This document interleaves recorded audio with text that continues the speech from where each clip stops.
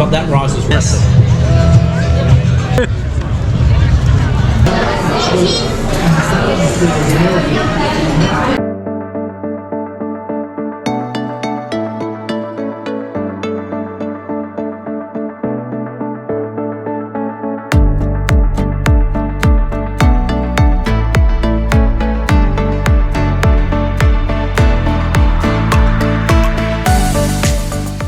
G'day to all of you gorgeous viewers out there, and thanks for tuning in.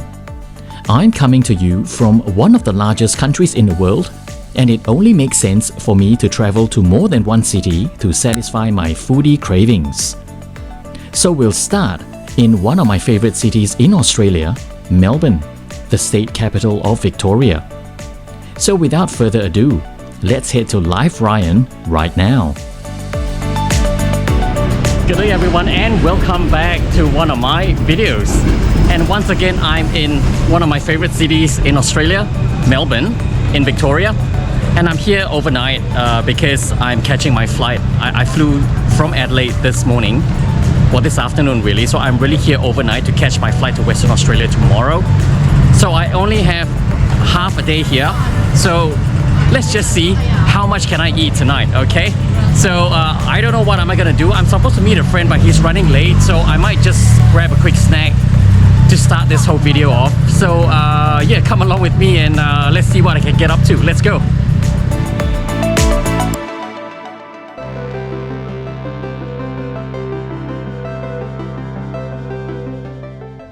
If you're new to my channel, my name's Ryan. Born and bred in Singapore, I now call Australia home, and I create heaps of travel and food related content. In this series of videos, I started in my home airport of Adelaide this morning. I'll be in Melbourne overnight, where I'll travel to Western Australia and spend a night each in Kalgoorlie and Perth, before flying home to Adelaide. Links to these videos are in the description below. If you like this sort of content, why not hit the subscribe button and bell icon so you won't miss out on what's coming up next. Giving me a like will also encourage me to keep prodding along to give you such videos. So here's the thanks, because your support is very much appreciated. I did mention I was meeting some friends and they were running late. Since I have hollow legs, I was starving at this point, so let's start with Chiki. It's a cozy Japanese restaurant serving bowls of spicy, hearty curry rice and ramen. It's definitely the place to be if you're looking for quick, warm comfort food. What's great about this place is the main dishes are one price, and you can top it up with these deep fried delights. Like, who the hell in this world does not like deep fried food? And they're not expensive too. So without filling up on the main dishes, I go straight to the goody fried bits. I really had to stop myself from going overboard. Remember, I was only here for a pre-dinner snack. Japanese Western food takes a lot of influences from French and Italian cuisine. The potato croquette has its origins in France and is today one of Japan's top snacks known as korokke.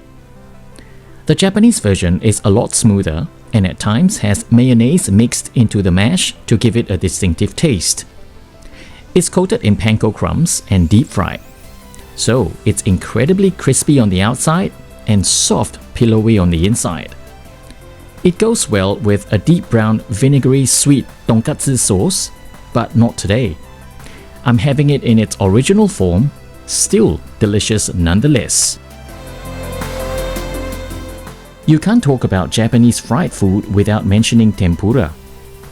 This is a vegetable version known as kakiage, which is an assortment of onions, leeks, green beans and carrots mixed into a light batter using cold soda water.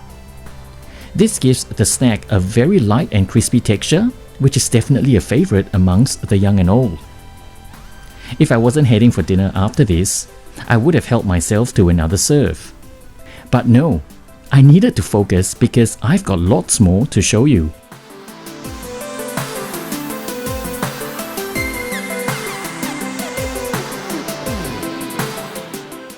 Melbourne is widely known to be Australia's top foodie destination, and for good reason too. The culturally diversified population of Melbourne has enough in its numbers to justify authenticity, not some watered-down, whitewashed representation of what a dish is. And these narrow laneways normally hold the key to some of Melbourne's top foodie experiences.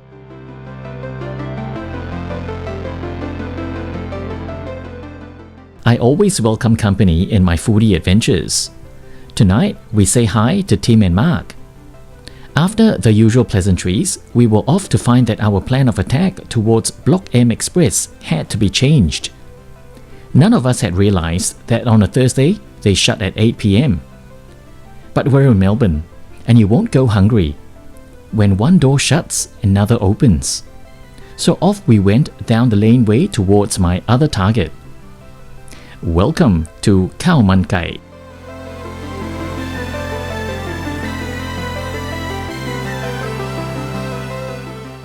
Khao Man Kai was only opened for 5 weeks when I made this visit. So they're really fresh off the oven into the brutal competitive restaurant scene. Now, Thai restaurants are a dime a dozen, and unfortunately, they're not all created equal. I've always found Thai food to be overly sweet in Australia, and the curries seriously diluted. Khao Man Kai is unique in a sense it isn't a typical Thai restaurant. Their existence centers about the name. So let's get out of voiceover mode and let Live Ryan explain a little more.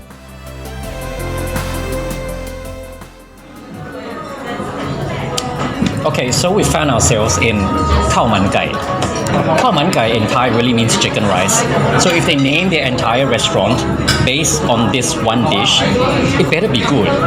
So fingers crossed. Fingers crossed. Yeah. Throughout my trip to Malaysia, I didn't have any chicken rice at all, even though I should have in Malaysia, because my partner only had Hainanese chicken rice or moi because he was sick the whole time. So I didn't have it once.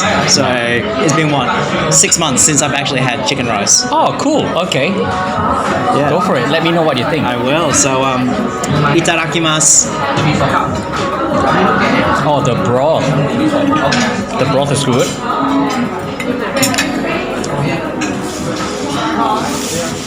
I'm having a moment.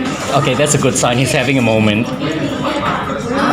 The chicken is so moist, and that skin is gelatinous. It's got that QQ, that bounce. And then you've got that Thai dipping sauce. It's sweet, it's sour, it's piquant, it's a tiny bit spicy, and very garlicky. It's just all kinds of goodness. Have the rice. Oh, really? Have the rice. Have the rice. Okay. So this is a sauce that Tim is talking about. In my other food, right? The rice is good. Really good. So in my Singapore video, you saw me introduce the Singapore Hainanese chicken rice because that's the national dish of Singapore, and their dipping sauce is different. So Khao Man Kai is also done by the Hainanese, but the only difference is the sauce. Okay, so the rice actually tastes pretty similar to the one that we have in Singapore. So the sauce is wow, okay, you're right, garlicky, chili, and they have this tau jiao. Yeah, kind of like, yeah. Yeah, kind of like tau jiao. Tau jiao is best described as a fermented bean. So this is what gives it that pungent flavor. It's almost stinky actually, but stinky in a good way. Yeah, it's fermented soybeans. Fermented soybean. Okay, yeah. So it's stinky in a good way. Oh my goodness. This is so good. Look, I'm gonna be honest with you. I was a little disappointed we couldn't actually make it to Block M because one of my favorites is iga bakar, so deep fried lamb ribs. But they closed early today. But this has really made up for it. Good choice. Very good choice. Now, one serve of this was $16. Of course, you're not in Bangkok, so you don't pay Bangkok prices. Yeah, but this is what I normally ate out of the hotel, straight into the push carts. Yeah. Yeah. This is very good. This is really very good.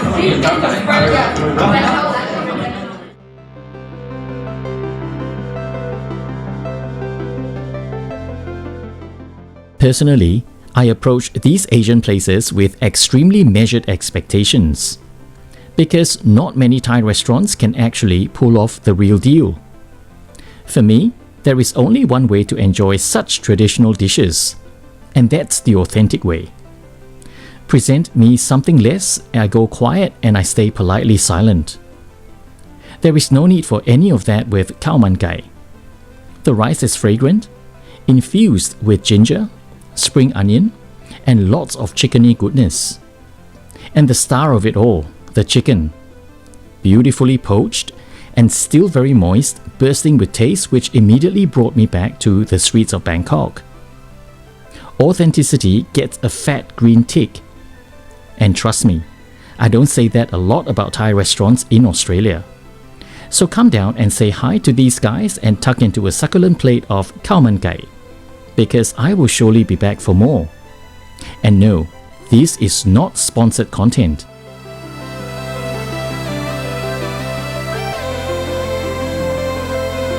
Alright, so that was khao man gai.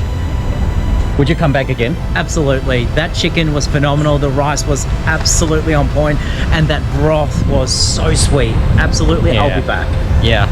Yep. Okay, so now khao man gai is done, and where are we off to now? We are now headed to Birang Ma, which is near Federation Square, because there is an annual noodle festival there right now. In fact, it's called the Melbourne Night Noodle Market, and it happens in Melbourne, Brisbane and Sydney, and this is the final week before it closes for the season.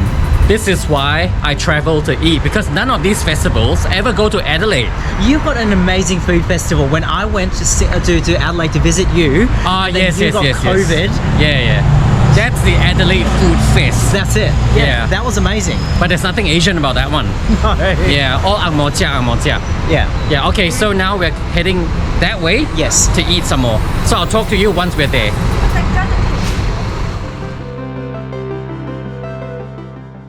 The Melbourne Noodle Night Market, as the name suggests, is a food cart event set in the beautiful location of Birang Ma, with the Melbourne city skyline as a backdrop.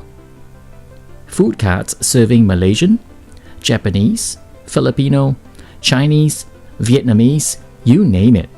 If it's found on the streets of these respective capital cities, chances are you'll find it here. We settled for dessert, and seeing how Melbourne recently endured a lot of rain, the ground was mostly soggy, making it a challenge to walk about without making a fool of yourself.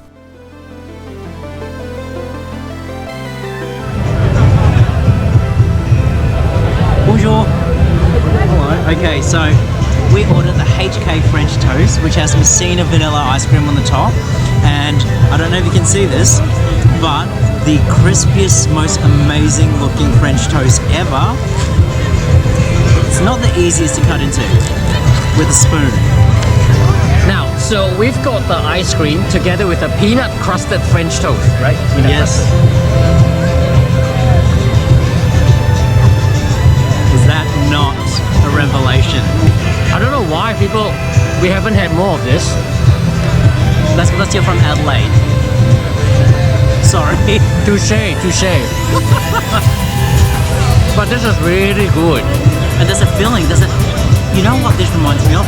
Peanut butter. There's peanut butter. So in Malaysia, we have this dessert called bancang kueh, which is a peanut pancake. So this would be the westernized equivalent to it. Yes, the peanut pancake. I know I shouldn't talk with my mouth full, but there's so much I want to say about this. Yes, the bancang kueh. The peanut pancake.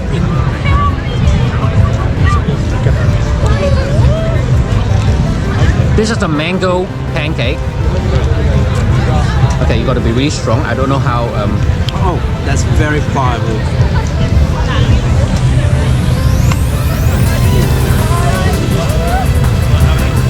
Please don't drop it.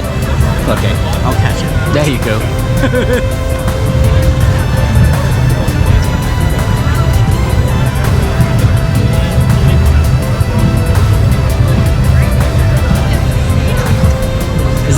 silence of ecstasy or silence of disappointment?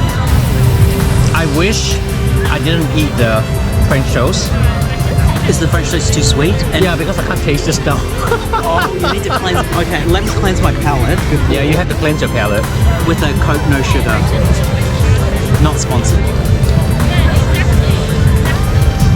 I can taste a bit of the mango sorbet. Yeah, but you need a clean palate to eat this.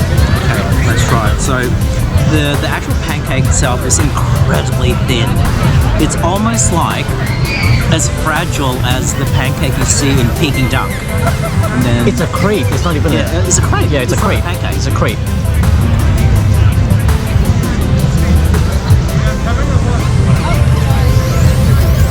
Light.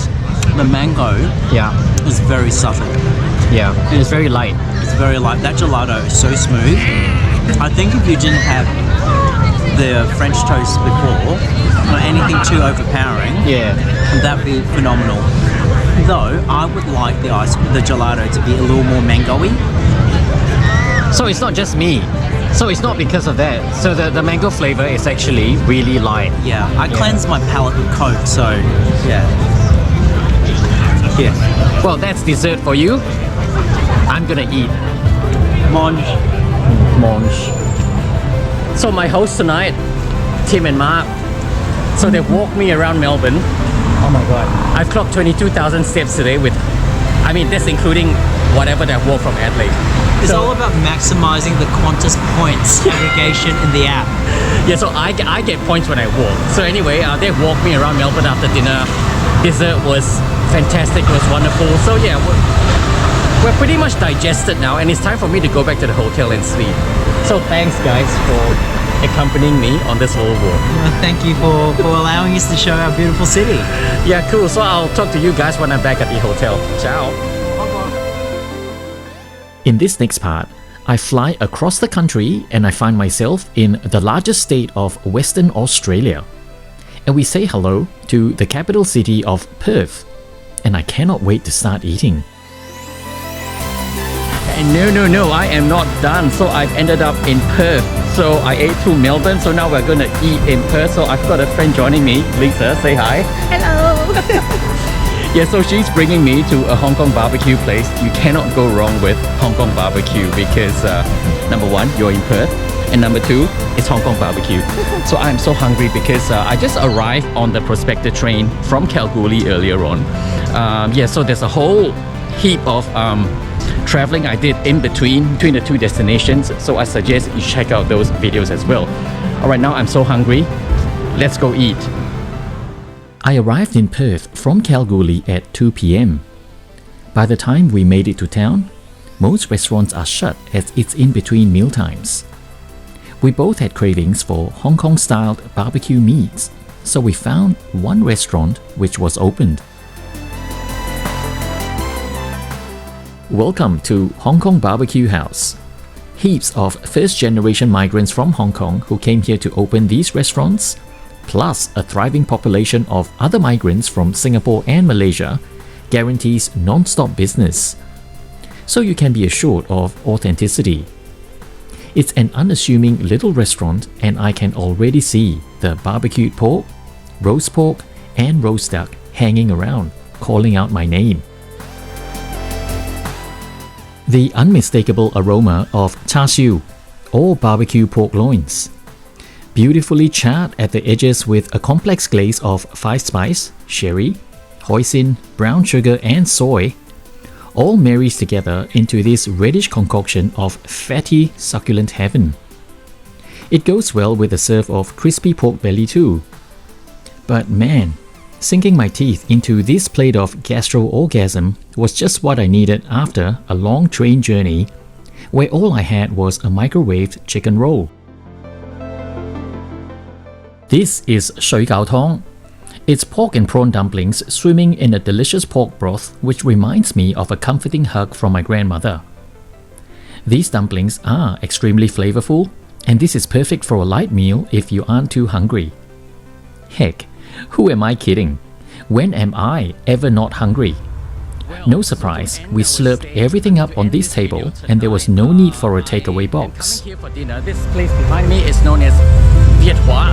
Now, here's a little fact for you. I used to work in Perth many lifetimes ago, and Viet was one of those places I always came to if I wanted to get my fix of comforting noodle soup. And there is no one like the Vietnamese who can do it like that. So I feel like some pho tonight. So this is where I'm heading to. Viet you see behind me. That will be our location for dinner. So let's go. This restaurant is an institution. It was one of the first few Vietnamese restaurants to open in Perth over 4 decades ago. It's a little rough around the edges, and the interior looks like it hasn't changed since it opened. But the energy in here is electric. During traditional meal times, it is heaving and service is lacking. But this is why I love coming here. No one has time to smile at you because of how busy they are. But this is what a bare-bones Asian eatery is all about. No-nonsense comfort food. There is nothing quite like the aromatic whiff of a bowl of pho. The broth looks so deceptively bland, but it packs a punch which will catch you off guard. This pho isn't like what I'm used to because it came with a little crispy prawn pancake on top, which you would soak into the broth to absorb all the goodness. While you can have pho with all sorts of meats, my go-to is shredded pieces of steamed chicken, because I like to keep it simple so I can savor the tasty broth. I've had pho a million times, but every single time when you take the first spoon into your mouth, it's almost spiritual. Bloody hell, and I'm not even Vietnamese. The depth of this bone broth is everything. It's sensational. This is probably the only reason why I really bother to have pho. Everything else is secondary. The broth is really pure liquid gold. No Vietnamese meal is ever complete without the drip roasted coffee. It takes a while for it to drip through the filter, so the timing is perfect for it to be an after-meal bevy. It's a very good way to get wired up because this coffee is intensely strong. It's sweetened with condensed milk and you pour it into a glass of ice, and this will be a very refreshing end to this fantastic dinner.